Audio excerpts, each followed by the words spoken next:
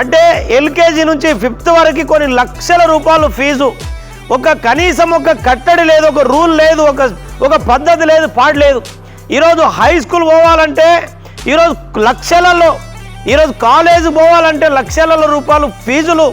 ఈరోజు విద్య మరి పేరుతోటి ప్రైవేట్ మరి సంస్థలు దోచుకుంటుంటే మరి ప్రభుత్వం ఏం చేస్తున్నట్టు?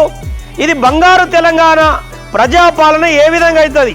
మరి ఈరోజు ప్రభుత్వాలు సమాధానం చెప్పాలి.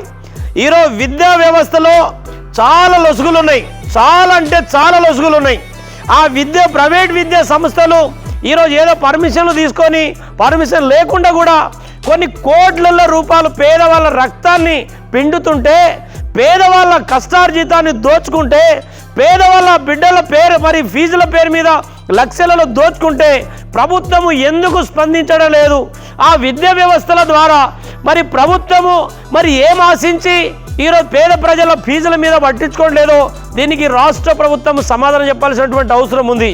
ఈ తెలంగాణ రాష్ట్రంలో ప్రభుత్వ బడులలో మరి సౌలతులు లేవు, సౌకర్యాలు లేవు, మౌలిక వసతులు లేవు, టీచర్లు మరి సరిపడ టీచర్లు లేరు, అక్కడ కనీసం పిల్లలకు సంబంధించిన మౌలిక వసతులు లేవు, ఈరోజు డ్రింకింగ్ వాటర్ లేదు, టాయిలెట్ లేవు.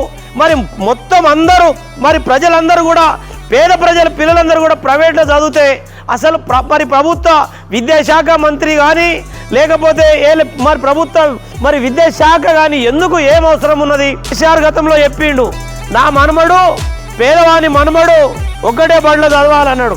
ఆయన మనమడు ఏడు చదివిండు, ఆయన కొడుకు కేటీఆర్ ఏడు చదివిండు, రేవంత్ రెడ్డి ఏడు చదివిండు, రేవంత్ రెడ్డి కొడుకు మనమడు ఏడు చదువుతాడు. ముఖ్యంగా ఈరోజు ముఖ్యమంత్రులే ఆదర్శంగా లేకపోతే మీకు పాలించే నైతిక అర్హత మీకు లేదు.